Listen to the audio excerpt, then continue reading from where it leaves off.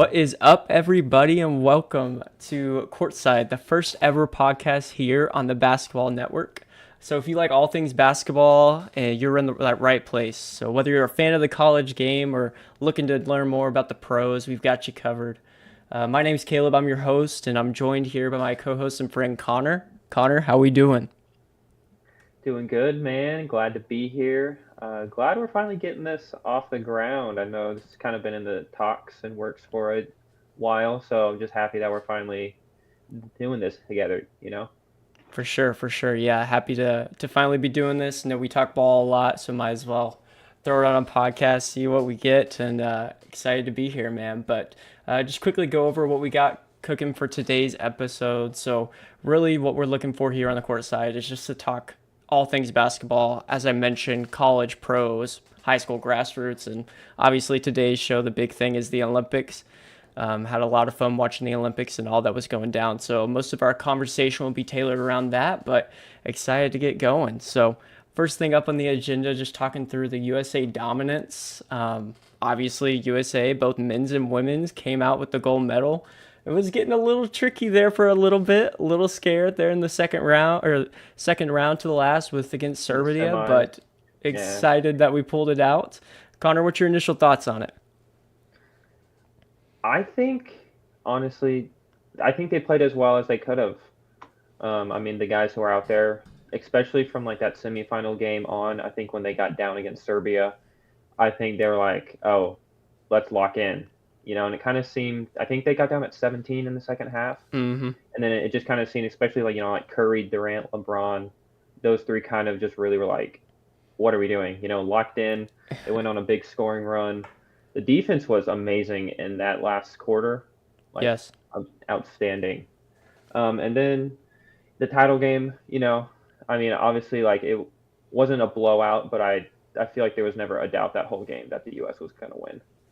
Yeah, no, I agree, and I think you hit it right on the head with Steph, LeBron, and KD. Definitely the core three, the big three. And it was fun to see him for the first time in the Olympics all together playing, and obviously coming out with that gold medal. But they were kind of the rock for Team USA, obviously leaning on the leadership, and we had some a little bit of different mindset and rotations from Steve Kerr, so we might talk about that a little later in the episode. But obviously, it was really cool to see the big three all get to suit up together for the first time and maybe the only time in the Olympics. So I feel like we should talk about one of the surprises, Devin Booker, maybe one of the more Oh consistent my and God. underrated players on the team this year. I felt like he didn't have the superstar role that we're accustomed to seeing him on the Phoenix Suns, but in the Olympics, I felt like we could lean on him whenever we needed. Yeah, and honestly, you know what the biggest surprise was, and I think was one of the most crucial aspects of the U.S. success? His defense. Devin Booker was a lockdown, nasty, like in your face defender. And I'm not saying he's the worst defender in the NBA, but I mean, I don't think any like team is scared of Devin Booker locking down their best player in the NBA, you Yeah, know? But like that dude was hustling out there on defense, and honestly, it's probably why like I think he got to play so much was just because he was one of their leaders on defense on the perimeter. and it was super surprising because, like as you mentioned, we don't see that in the NBA all too much, especially Hmm. from Devin Booker. I mean, I've always known him as that offensive threat, scoring at Yeah. will, can get to his spots. But it was cool to see him lock some people down, especially with Steph over there as the other guard. So we know he's primarily offense. So someone from the guard position had a lockdown. And you got Drew Holiday as well, but it was super cool to see Devin Booker, show that part of his game. And I'm Hmm. interested to see if it goes to translate into this season in the NBA, if he's still going to have that type of role on the defensive end, but we obviously know what he gives us on the offensive side of things. Yeah, that's definitely was when I was watching it, I was like, I wonder if he'll carry this confidence and momentum on the defensive end into the NBA and see if he gets the Suns back into the top few seats. For sure. All right, next up, I want to talk through Drew Holiday. I know you had some Dude, interesting takes on that, so I'll let you take it away. I think Drew Holiday arguably like was the US's best defender on Team USA. I mean, I've never seen a player just so happy just to play defense, take open shots. Because like when he was on the Pelicans, he was like their star player, and Yeah. then his last few years on the Bucks, and then now on the Celtics, he's kind of like really only scores, not that much. Like every now and then, he'll explode. But like honestly, you could have convinced me he had a case for the Finals MVP. I think, Yeah. and then I mean, you definitely saw he carried that confidence and momentum into the Olympics. Like getting playing time over some superstar players. Yes. I mean, talk about a selfless star.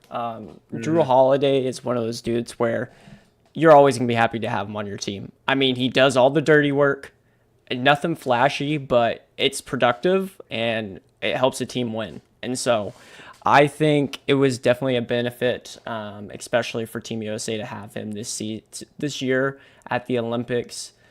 Again, all the guards we have were known for their offensive prowess and their superstar status there, but just having that lockdown defender that's able to do all the dirty work, get on the ground whenever needed, it's just super nice to have. But I think we need to transition next into maybe my favorite person to talk to and talk about. It's got to be my boy Steph Curry. Can we just for a second? I mean, I just want to take a second and just applaud this man. I mean, in the semifinal game against Serbia, this guy put the entire country on his back in the beginning of that game. I mean, I think he scored 14 of the first 15 points for Team USA, just came off on a heater. And what was interesting is, he wasn't having the best Olympics at the beginning. I mean, I think he was averaging 7 points per game. And then all of a sudden, when Team USA needed him, he showed up. And it was just great to see. Yeah, no, it's definitely a. I didn't realize. Did you know that was his first Olympics? Like he played in.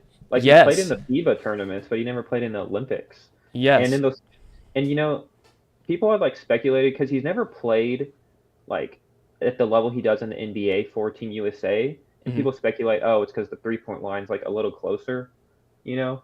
But like you said, like he was just carrying that semifinal game, and even through like those first 2.5 quarters, even when the game wasn't close, he was hitting shots, to Keep a keep minute. their energy up, because like yeah, they went down 17, but I mean like he's the reason that they were only down 17, you know. Yes.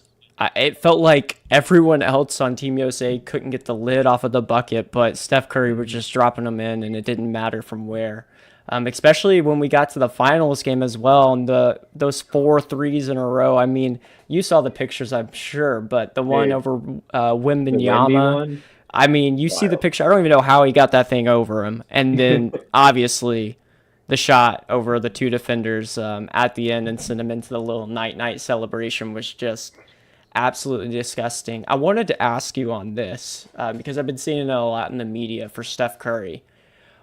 Do you think this Olympic performance was one of his top five performances in his professional career as a basketball player? Top 5 performances. See, dude, that's just so hard to me because it's just like the international play is just so different Hmm. from the NBA. Um, I don't know. I probably wouldn't put it in there in his top 5. I mean, that dude has had some insane NBA games, which I'm not saying obviously that game against France wasn't insane, but I feel like it's a little hard to compare those to his NBA times, Yep. you know? No, I agree, but I definitely think it was one of the things that just, I mean, his career was already solidified as one of the greatest players of all times, one of the greatest point guards of all time, but I just think the performance on the international stage, just again, carrying Team USA at times when everyone else seemed to be missing shots or weren't able to get a bucket, it was just awesome to see. And obviously, I was here for it. Yeah. No, it's definitely nice when Team USA like has a player like Curry. I mean, just they're struggling on offense. Oh, they pass it to Steph Curry and he just nails it. Like it's almost like having a cheat code. Yes, for sure. And, at some points it looked like we were just playing a video game. I mean, it looked like we were on 2K and had the sliders all the way up to 100, and it didn't matter what he was shooting, it was going in. But I think another Okay. talking point of this USA Olympics was Steve Kerr's rotations, and I'm eager to hear your opinion on what you thought about that one because for me, I have some hot takes. People were saying they're the worst rotations. I don't think they were the worst.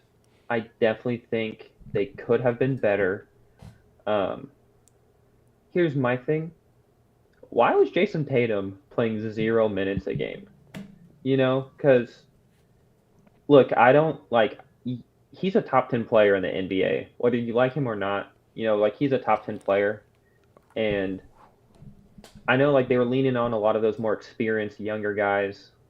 But even the fact that he just doesn't even get in, like a couple minutes here, a couple minutes there, because like my kind of thought is, oh, did Team USA like Steve Kerr and them just kind of alienate their younger talent now? Because does Yeah. Jason Tatum even want to come back and play now? Because he's like, well, they literally just had me sit on the bench the entire tournament. You know? Yeah, yeah, no, I totally agree. And I feel like for Tatum specifically, and you can even lump Halliburton into this, although he is a little younger.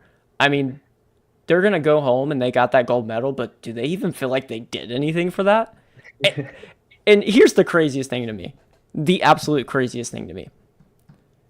How in the world is Derek White on the court over Jason Tatum?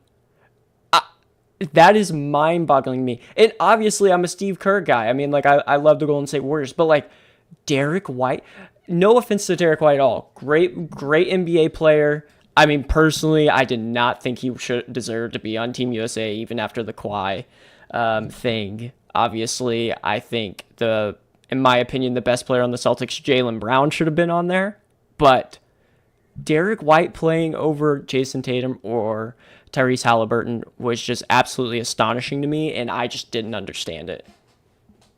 Yeah, I mean, I can kind of see it from a obviously Team USA has so many superstars and so many ball dominant players. I mean, you got Kevin Durant, Steph Curry, LeBron, Devin Booker, who I know we've said like, some of those players took a step back, but it's just kind of like you throw in Jason Tatum there or like you throw in another star player, like I know people were upset like Kyrie or Jaylen Brown didn't get it, Yeah. you know, but it's just kind of like Derek White obviously, he knows these dudes are way better than me. They're superstars.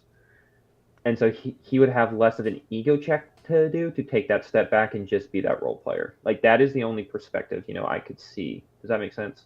Yeah, no, I think that makes sense. And one thing I was thinking of while we were talking was specifically more to Tyrese Halliburton was there wasn't really a role for him, I guess, at some points. Even though I think he's just a great player, you could put him on the court with just about anybody. He'd do great. But from a point guard perspective, you obviously Steph was running it with the starting unit. But then when Steph was on the bench and they had LeBron, like LeBron was basically running the point. And so I guess if you have the choice between Steph or LeBron and Tyrese Halliburton, I'm going to take Steph or LeBron. But I just wasn't expecting that for them to get very little minutes and a lot of, DMPs. Yeah, and so that's not unusual for Team USA for star players not to play. Like DeMar DeRozan, Andre Drummond have both been in that position in like 2014 in the Yep. FIBA tournament. Like they didn't get to play a whole lot on that team. But I think the thing was that people were like, what was just that like they were getting outplayed by like Yeah. not a superstar. Yes. That I Yes. think is the 100%. thing. It, and I guess the last thing I'll mention on this, because I don't want to beat a dead horse, is Derek White. It wasn't like he was like hitting shots or anything like that. Like, like if the guy comes out here and he's on a heater, I mean, like by all means, let's keep him in. But I feel like just Jason Tatum specifically just never got a fair shot to even get any run to get in like any momentum going. Mhm. And Yeah. so that was one that I was thoroughly surprised about and hoping that Tatum will consider coming back. But I'm thinking that if Steve Kerr's the coach, that might be an issue. But kind of talking about thinking the future, I do want to touch on maybe we can go just kind of think ahead real quick and on the 2028 Olympics in LA. I know we kind of have, I felt like this Olympics felt a little bit of like the passing of the torch for Team USA men with LeBron, Steph, and KD. I mean, I can't put anything past LeBron at this point. He's playing well into his 40s, and in the next 4 years, who knows? He might still be playing, and he might still want to be playing for Team USA. I feel like he's always about chasing history and breaking records and different things like that. But in your opinion, Connor, what do you think the team's going to be looking like? Like, who do you see as kind of that next generation of stars and players to join to help Team USA get another gold in 2028? Yeah, I think if we're looking at Team USA specifically for the Olympics, um, I'm not gonna lie, dude, it's really hard to see that big three return. I mean, LeBron himself like had a quote recently that was like, I'm not sure I can see myself playing, and he's like, I know I said that last time when I was, what was he, like 32, 33 when he was Yeah. in 2012 when he last played.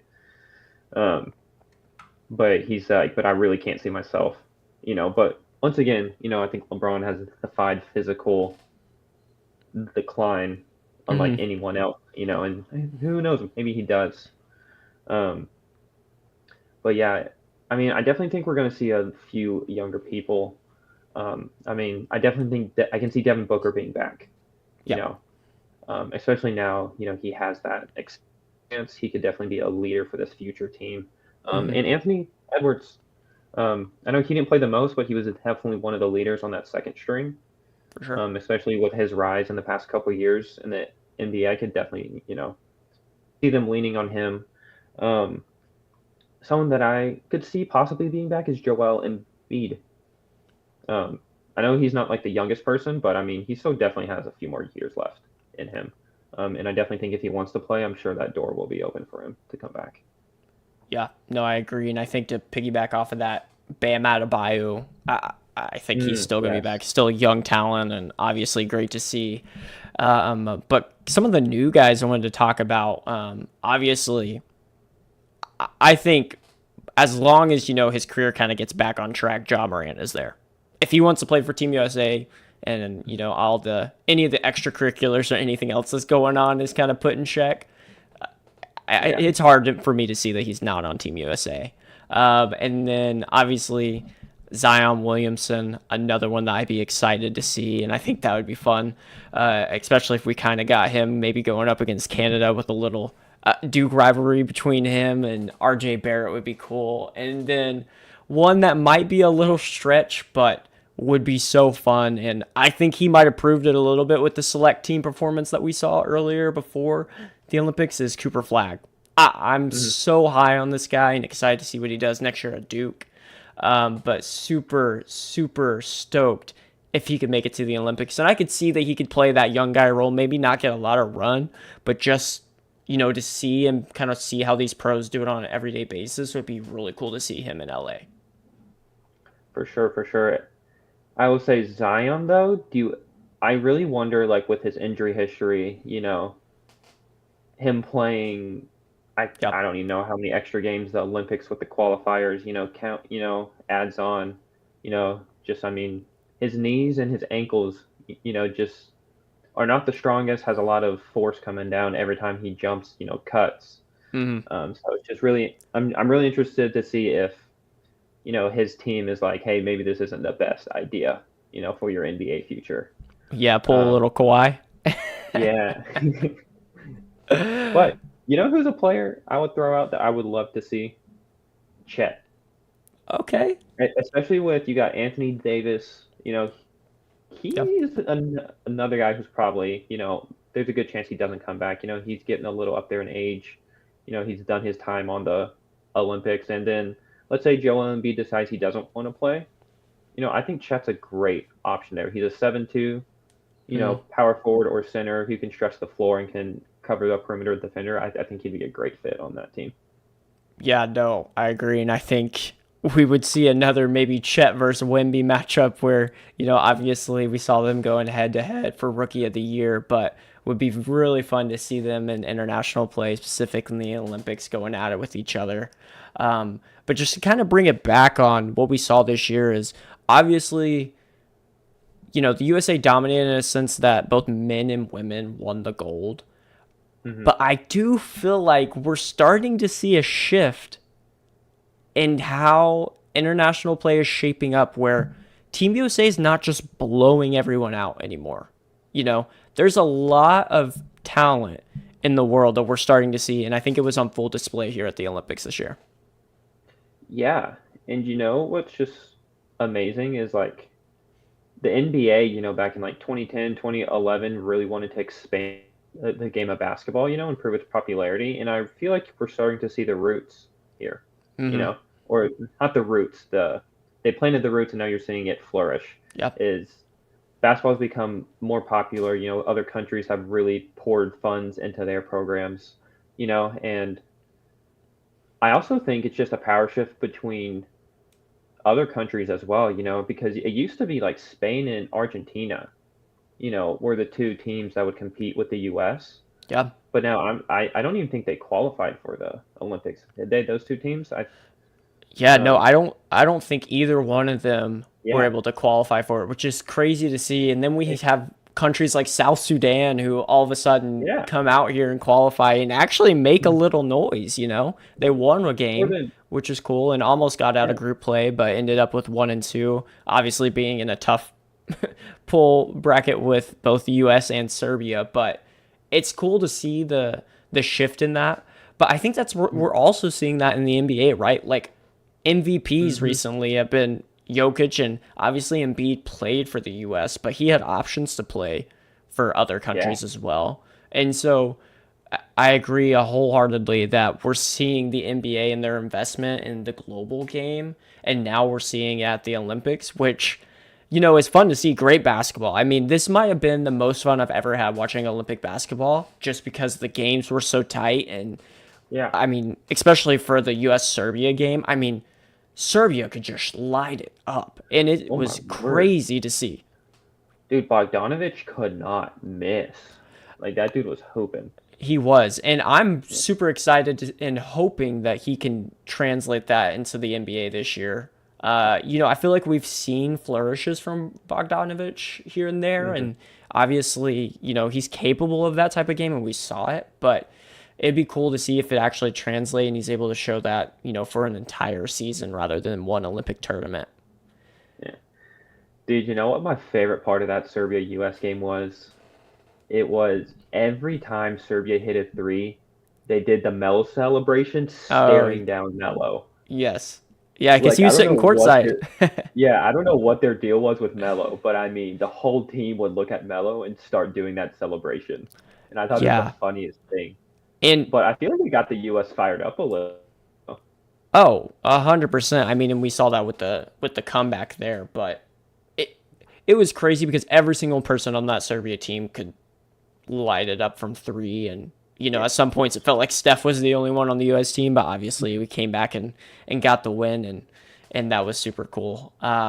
But another team I wanted to mention that I was a little surprised by how they ended up was Canada. Obviously Yeah. making it out of the pool play, going 3-1, but then we didn't really see a lot or hear a lot of noise from them come tournament time. Obviously, know they ran into some tough competition, but I was really hoping to see a U.S. Canada matchup. I just felt like with Shea Gilgis Alexander and Jamal Murray, they would have been able to make it a little further.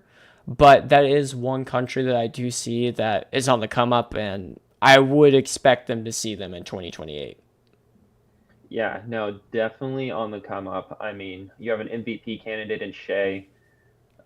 Obviously Jamal Murray struggled this year, but we all know the kind of player he is, like when that dude catches fire, he can't miss. Yeah, And then also they have Lou Dort on that team. the I mean, torture chamber. you got a 3 and D player. Um, yeah, and then obviously we talked about RJ Barrett a little bit. They got a scorer as well in him. Yeah, literally, like I think all that team is missing is a decent big man. Because Yeah. right now they're obviously relying on their guards.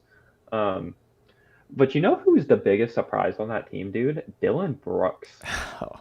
Why does Dylan Brooks turn into a superstar player when he puts on that Canada jersey? Oh man, Dylan Brooks, and I'm not the biggest Dylan Brooks fan, obviously for certain reasons, but yeah, when he puts on that Canadian uniform, maybe it's just pride, or maybe it's just a chip on the shoulder. I feel like he's kind of always had that type of mentality that people feel like he might not belong, and he wants to show them wrong or prove them wrong. So yeah, when he puts that uniform on, I mean, he's willing to step up on anybody and take on any challenge.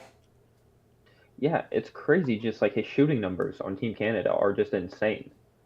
Because Yeah. I mean, you know me, I'm a Rockets fan, and so obviously, like I support Dylan Brooks, but he's not my favorite player. But I'm just like, where does this come from? Like Yeah, and I'm sure that'd be nice to have during the season and throughout it as well in NBA play. yeah, Um, but I do want to mention before we get off to USA is obviously we've talked a lot about men's side, but I want to touch on the women's side a little bit.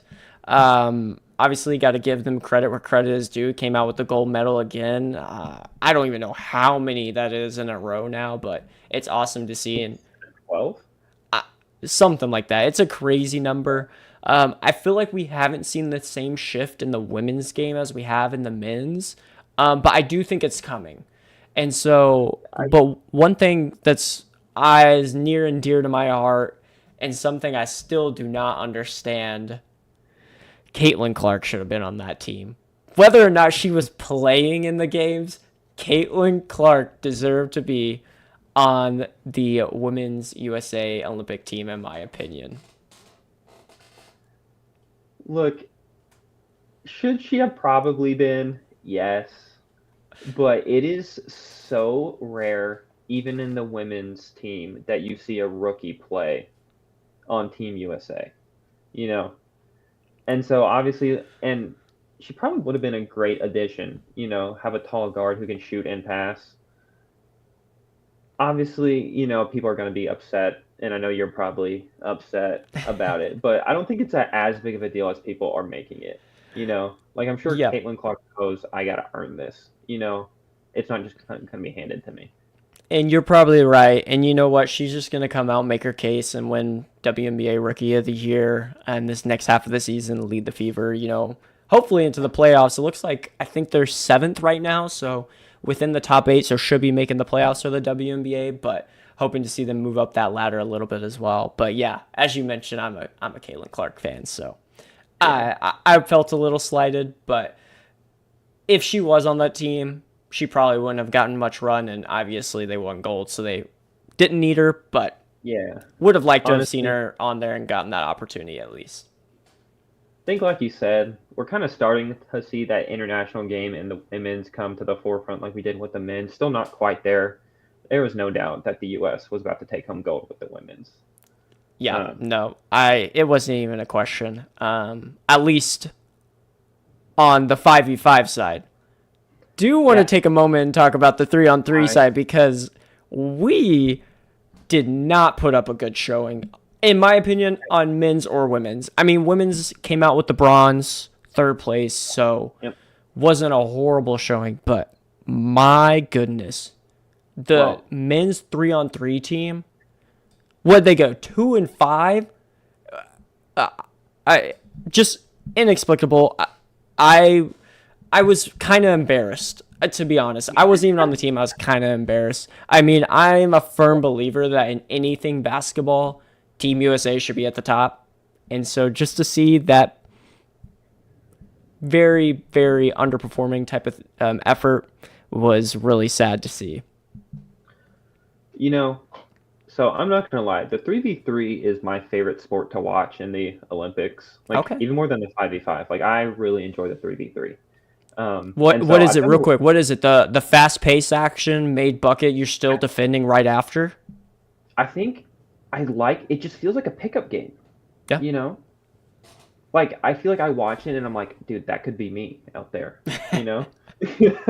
Hey, to um, be honest, if also, you and I are out there, I would expect we go more than 2-5. Probably yeah. not, but I'd like to think that at least, right?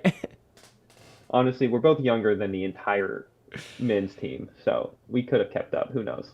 Very true. Um, but anyway, so I've actually did a lot of research on the 3v3s because I'm like, I want to know more about this. So I'm sure if people don't know, there's no pros on the men's team. Like, there's no NBA players. And so I found it's a scheduling issue because you have to play qualifying games that happen during the NBA season. So NBA teams would have to let players like take time off, to Mm-hmm. go play those qualifying games, which obviously if you're the Golden State Warriors, you're not going to let someone take, like a month off just to go play 3v3. Yep. Um, but then also apparently a big thing with Team USA. So did you know Jimmer Fredette's the number one ranked 3v3 player in the world? And I Team knew he was USA on is the the number, team. Did not know he was the number one. yes, and Team USA is the number one ranked 3v3 team in the world. Like his 3v3 team down in Miami is the top. But apparently he was injured the entire Olympics. Like he got injured in the first game, and so apparently he obviously struggled. And they don't have an alternate. Like the four players they bring is all they have. So it's not like they could sub someone out. So obviously their one pro player or who has some pro experience was Yep. not at the top of his game. So I definitely think that contributed to a big part of their struggle was not having him at full strength. Yeah, and yeah, to go off of that, I think it was funny. I think his name's Cannon Barry. Maybe that might be wrong, but I feel like that was one of the other guys on the 3v3 team. Um, I mean, he just like works a day job. Uh, I saw in an interview he was talking about how his company works with him for him to be able to go to these qualifying events and Mm-hmm. actually be able to participate in 3-on-3, which is awesome and super cool for the company to do that. But like, we can't get this guy some money to help where he could just work on his game so we don't go 2-5. I mean, that's crazy, but yeah, no, completely understand. I think the one thing that's interesting to see is obviously with the WNBA for 5-on-5 and 3-on-3. WNBA took almost a month long break for these Olympics. They're in the middle of their season right now, but they took a break for it. But for the 3-on-3 tournament, obviously the NBA is not going on right now, so don't have to take a break. But that's something that they could think about doing. But obviously the NBA is a way bigger product than 3-on-3. I don't think anybody's gonna be taking any sort of break unless obviously there's Yeah, some money involved. for sure. Um, yeah, and it's just like, but then there's also the thing like, oh, why can't we use like college players? You know, Yeah. like maybe not like incoming freshmen. Like I wouldn't expect Cooper Flag, because I'm sure like Duke wants him with the program in the Mm. summer. But you get some like couple like older players, you know, from like Kansas, Kentucky. I think you can build a solid 3v3 team from college hoopers. Or we could just go pick three guys from the big three. Maybe call up Ice Cube. He might Oh, have some dudes that we can take. I mean, hey, year one, year two, a big three, Joe Johnson. I'd put him on the 3-on-3 team. okay. So funny enough, I actually looked that up, and the FIBA does not consider the Big Three a qualifying league. So Mm, none of those players who play in that league are allowed to qualify, which I thought was just crazy. that's a shame. I know because Ice Cube, call up FIBA. That's what we want on this podcast. Ice Cube, call up FIBA. Go challenge them. Put up your best, the whatever your best team, Three's Company. I don't know, one of them. Put them up, and let's see what they can do against FIBA and whatever 3v3 team they want to throw at them. I think let's start a petition right now. Big three in FIBA. Big three in FIBA should be qualifying event. Put it on the docket. I'm starting a petition. I would love to see Joe Johnson out there at the Olympics in Hey, he'd be 3v3. giving them buckets. Him and Jimmer side by side. Joe Johnson and Jimmer. Dude, that'd be a dream. Uh, All right, all right, all right, all right. If you could build a dream 3v3 team for this Olympics, like this past Olympics, who would it be? But you can't take any of the players from Team USA 5-on-5. That makes oh sense. man. So like, there's no Steph Curry, there's no LeBron, Kevin Durant. You have to take players that are not participating. Okay, and I'm assuming I have to stay U.S. players, right? Because Yeah, that's yeah, how the yeah. Olympics work. Okay. Wow, I was not expecting this caveat here. 3v3 players not participating in the Olympics. Well, I talked about this earlier. I think Jaylen Brown should have been on Team USA Mhm. 100%. Finals MVP. In my opinion, the best player on the Celtics. Obviously, you can argue that with Drew Holiday and Jason Tatum, but that was just crazy to me. So give me a little bit of Jaylen Brown, and then you also mentioned him, but Kyrie Irving. Uh, Kyrie Irving on a Mhm. 3-on-3 court would be Next. electric. I mean, I don't think anybody could guard him either. So I can sit Jaylen Brown in a corner, obviously on the right side because apparently he can't go left. But and you know it doesn't matter if he can't go left; he's still dropping 20 on you at least. But yeah, give me Kyrie, give me Jaylen Brown, and then I think I need to go get a little bit of a taller player, but for my type of 3-on-3 roster, you still gotta be able to shoot. So any big that can't shoot, I'm not taking you. So I did like someone that you mentioned earlier. I, and I wasn't really thinking about it until you mentioned him, but give me Chet Holmgren. Give me a Hmm. big that can shoot a Yep. little bit. He's got a little handle. I mean, he's like a great value Kevin Durant, a budget Kevin Durant, right? Like he's not anywhere near the skill or the talent, but he's still a great player and a great player in the NBA. I think he's got a bright future, but I think I'd go Kyrie, Jaylen Brown, and Chet Holmgren. And all I gotta say is that team's at least going better than 2-5. I think that team's Yeah. going 7-0 and winning gold, but at least going better Yeah. than 2-5. Okay. Well, we had very similar teams. Okay. I'm taking Kyrie. I'm taking Chet. But dude, I'm taking Brandon Ingram. Because you need some size who can score on their own. Okay. Um, I honestly don't hate the Jaylen Brown pick, but I went with Brandon Ingram for the height. Yeah. Because typically in 3v3, you want some taller guys who can also handle and play defense. And so that's why. Yeah. No, I think that makes sense. I mean, obviously he would be a great pick as well. I think, hey, that could be our four. That could be our four. We could just have, We got it. Jaylen We Brown got it. and Brandon Ingram. That team's going 7-0, winning the Olympics in. We're probably not here talking as much about it because they did what they needed to do. But obviously, we mentioned it earlier. Women's 3-on-3 team fared a little better. At least came out with a medal, and they were Yeah. so close to getting to that gold medal match. I'm not sure if Did you you watch watched it, that but game? the game against Spain, the That fouls, ref- the fouls, insanity. at They're one in the point bonus within with like like the eight first 10 minutes left. points. Like, Yeah. what are we doing?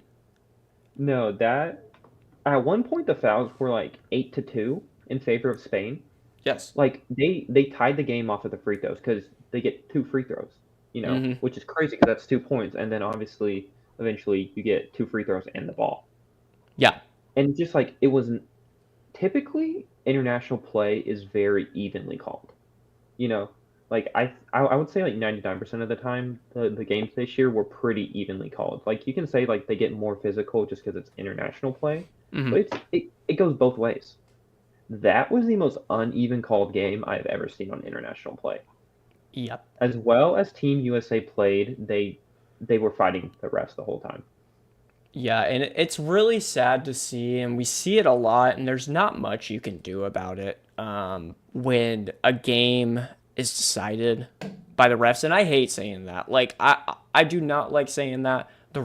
Being an NBA, WNBA 3-on-3 ref, just being a ref of basketball in general is one of the hardest jobs to do. Hmm. Um, you don't really get any fans, and you take all the heat, but I couldn't agree more. That was one of the most unevenly called games, and to see it come down to that, where Spain's just shooting a bunch of free throws and getting a bunch of free points, it was just tough to see. And we should mention the USA team, they still put up a good fight. I mean, we were in Oh, it till the very yeah. end and had a chance to win.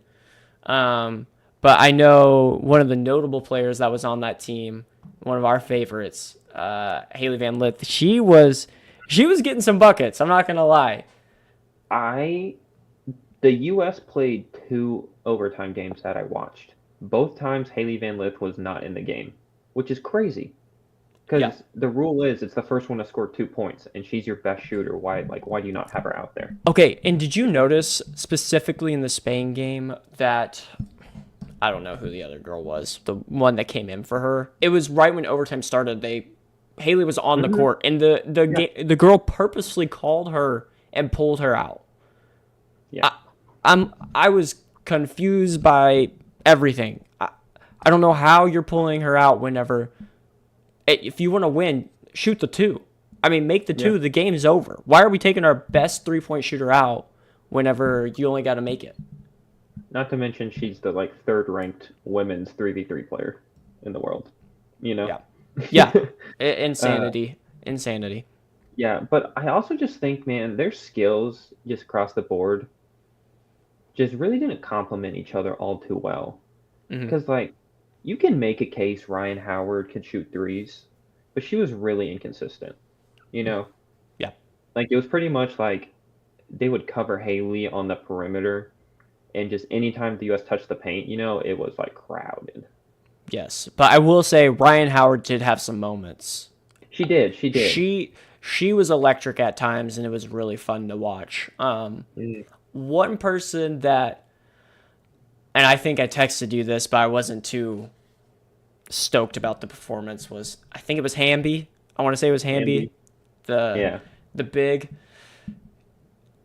She had some moments, but at other times I felt like she couldn't make a layup, and that was a little frustrating. It could have been nerves, it could have been a lot of things, but I felt like there were some missed opportunities that should have been cashed in that might have given us a different result in the end. Yeah. Um, I definitely think the 3v3 team was missing Cameron Brink.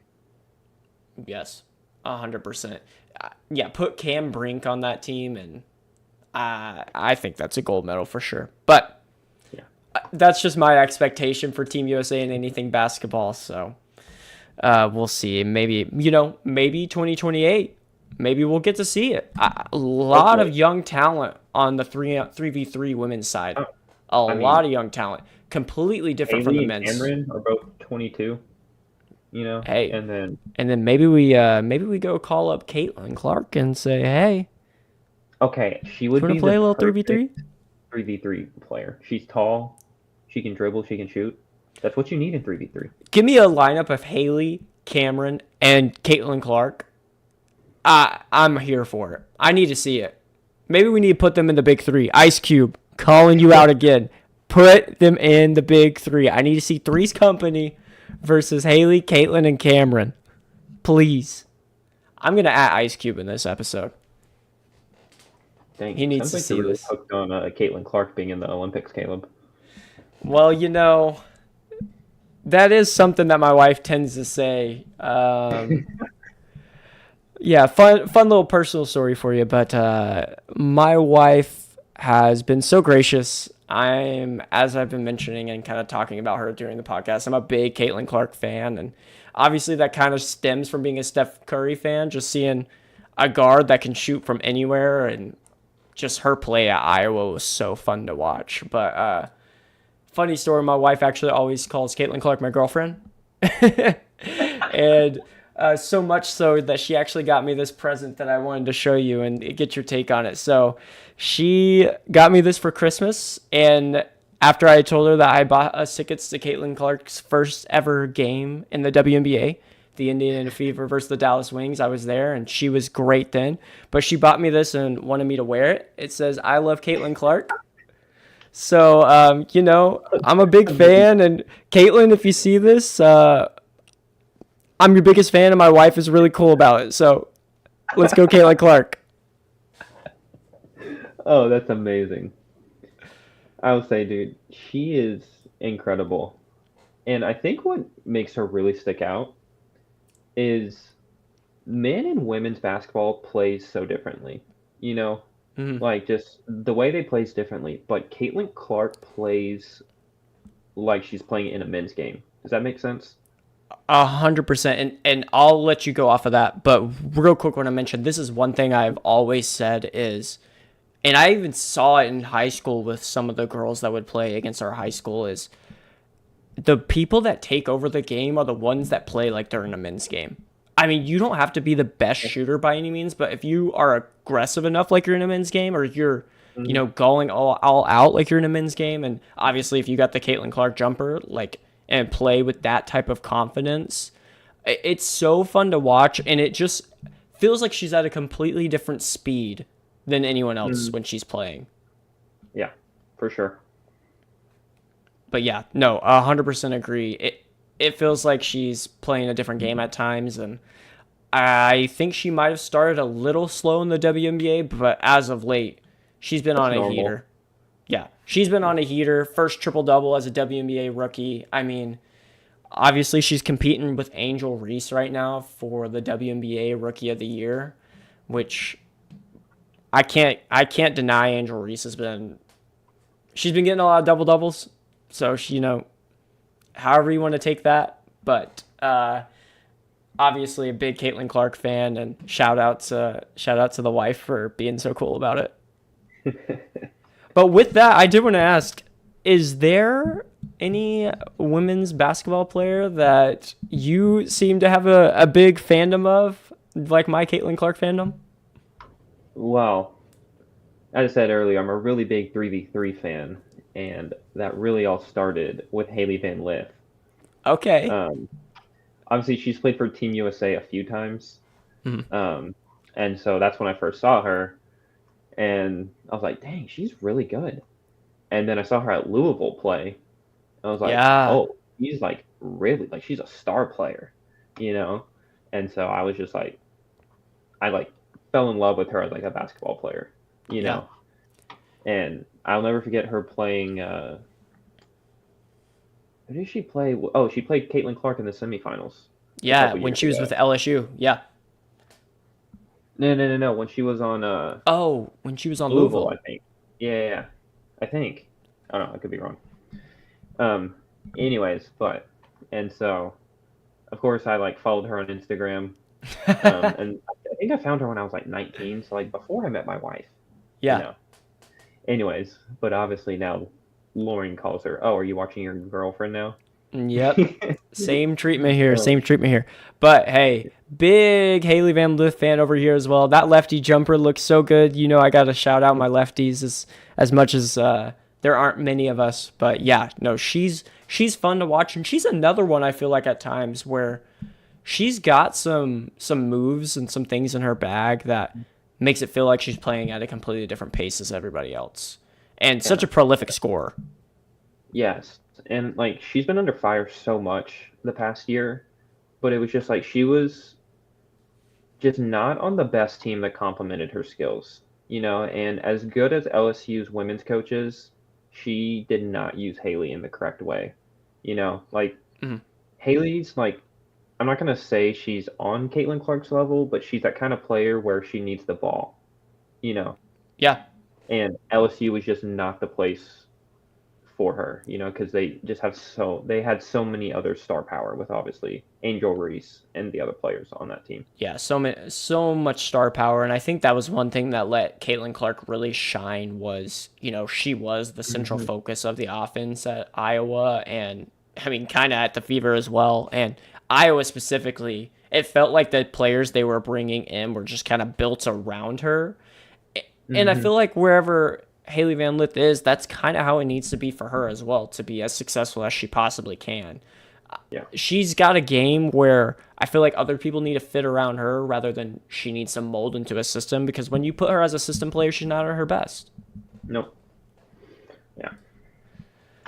Yeah, and one thing I wanted to bring up kind of lastly here was in terms of the Olympic coverage. Again, I mentioned this earlier, but the best basketball I've watched in Olympics so far, and I feel like I probably started really watching back in the year that we don't want to talk about, 2004. But the one thing that made it so cool was this gold zone that the Olympics had. And I wanted to ask your opinion on it and see if you actually watched it at all. It was basically an Olympic take on red zone.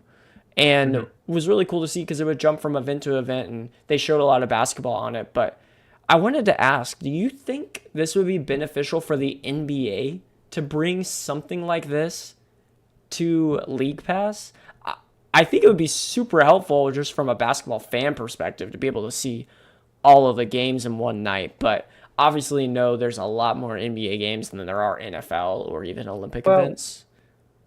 see, that was interesting because my thought is I feel like there's not enough games on one day for that.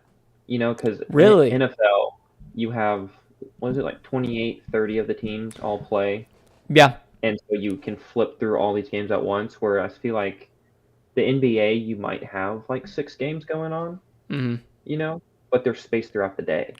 Yeah, so you can, Uh, I mean, for sure on the weekends, I'm thinking, I guess my thought was more weeknight when you get one of those okay. slates where there's like 8 to 10 games and it's just, Yeah. you can watch 2 full games, but that's all you're going to get. Hmm. Um, I think it would be cool to see, but obviously it wouldn't be at the same level as a red zone. But maybe it's something they could think about just having when there are a lot of games, and then obviously when there's only a 2 or 3 game slate, like you don't need something like that. Like I can watch a full Yeah. game, which is my preference, but it'd just be cool to see and something I heard recently. So I was just wanting to hear your take on it. I mean, I feel like it's definitely worth for them to at least like try out, you know? Yeah. And I hey, I mean, mean, because, it's kind of the perfect time to do it with all the media packages and leaving oh, for TNT sure. and everything that's coming on, which we might talk about in a different episode. But Yeah. yeah, something just to ponder and think about, I think. All right. Well, is there anything else you wanted to touch on? I think that's all I have for today, but really just wanted to jump on here and get things going. Yeah, no, man. I think we got probably some more storylines we'll probably fold in the next week or so, but I mean, I think the Olympics was really the big thing right now. Yeah, for sure. Well, as always, Connor, appreciate you jumping on. I'm glad we finally got to do this. As you mentioned, just talking about it so Yeah. long, excited to get this thing going. And for anyone that is listening, thanks so much for listening. Hoping to do this podcast every week and just talk about what's going on in the world of basketball. If you do have any thoughts or anything like that, drop it in the comments if you're watching on YouTube, or obviously feel free to reach us out on socials. We're excited to get going there as well. But if you enjoyed the show, please, if you're on YouTube, hit the like button, make sure and subscribe. We're going to get this thing going and excited to see where it goes and where it takes us, and maybe have some guests on, and maybe you could be one of those guests as we kind of look to expand in the future. But if you're on a podcast, wherever you're listening, Spotify, Apple, Amazon, make sure to give us a 5-star rating if you liked what you listened to. And obviously, we appreciate all your time and listening with us. But we'll see you on the next one. And as again, this is Courtside. Peace.